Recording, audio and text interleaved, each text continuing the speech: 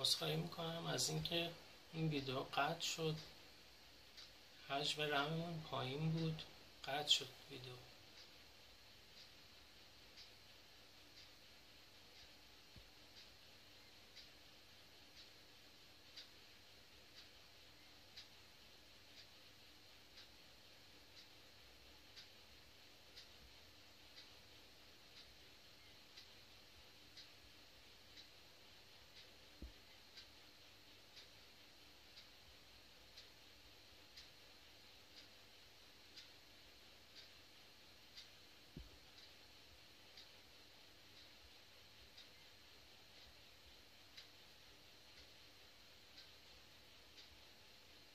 شما در عین حال میتونید باراکاتون رو بستم بکنید، میتونید تعیین کنید که یه دونه باراک باشه یا دو باراک باشه یا سه باراک یا هر 4 تا باراکتون باشه یا دارک باراکتون هم بست بشه یا نشه.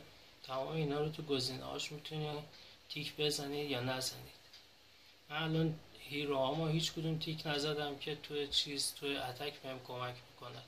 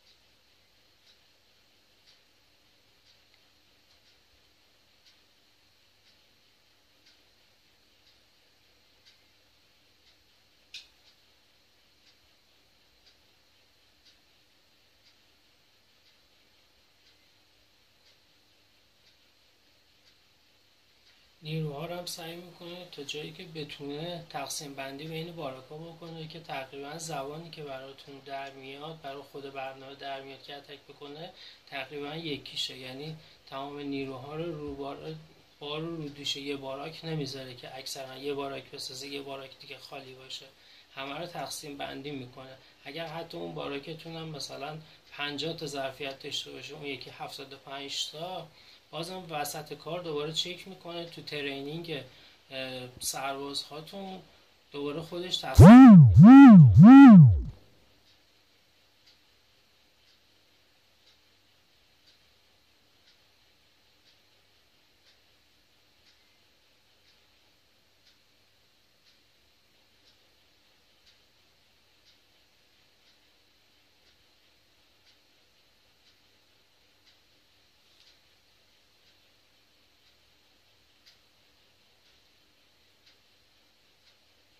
خب الان نیرو رو برای یه سری بعد داره آماده میکنه، میزنه که آماده بشه تا وقتی که این اتک میکنه برمیگرده بیاد. میبینید که موس ما خودش اصلا همین اینجا هستش و به هیچ چیزی کار نداره. این خودش شروع میکنه به اتک کردن و هر جور اون بیسی که بخواد. ما براش البته 80,000 تا گلد تعیین کردیم و 40,000 تا اکسیر که بگرده اگر هم این دو شرایط رو داشته باشه اتک بکنه. تانهالش البته 8 یا پایین تر باشه که البته تو این کاپ هم خیلی سخت گیر میاد یه همچین چیزی که بخواد اتک بکنه، که اگر هم باشه 100% چیزا تو هستش، منابع تو هستش. الان میبینی ریسورس ها رو داره جمع میکنه، داخل خود مخازن میریزه. خب الان چک میکنه که آرمیکم فوله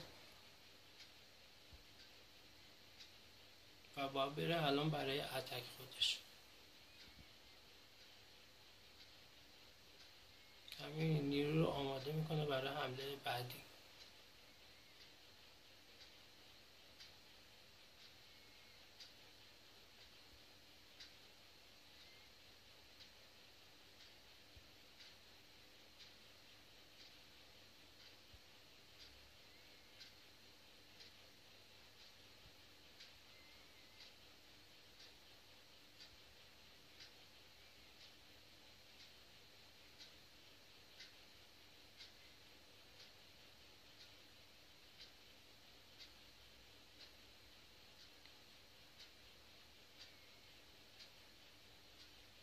این از چیزی که ما تعیین کردیم 80,000 تا گلد 40,000 تا اکسیر کمتر بود، قبولش نکرد.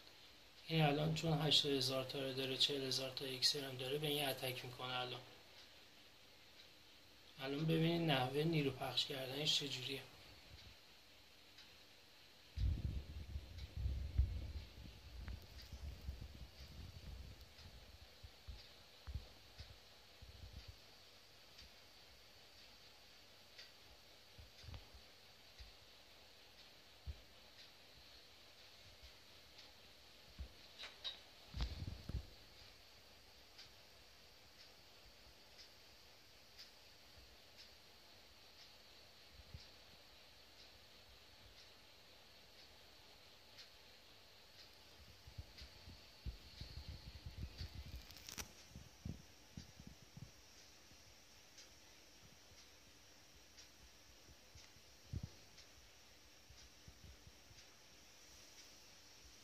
همونطور که میبینی اینجا یه آلارمی هم داده برای اینکه مجفون پیدا شده با اون چیزی که ما براش تعیین کردیم که گل بالاتر از 80,000 تا اکسیر بالاتر از 40,000 تا بشه. دارک رو البته ما صفر کردیم.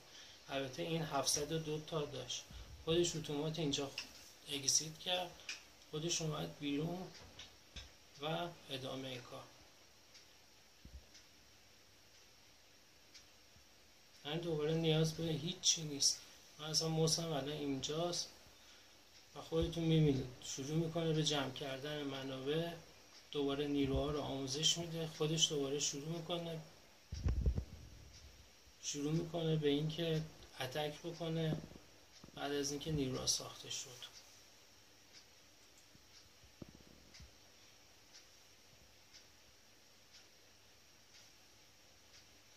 ممنونم ازتون. هر کسی اگر خواست داخل تهران بود با همچین نرم افزاری کار بکنه، با این شماره تلفنی که الان براتون میذاریم با این شماره تلفن تماس بگیره.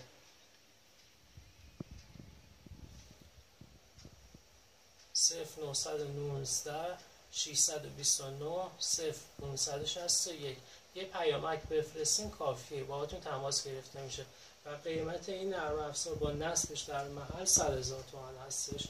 ممنونتونم. خدا نگهدار.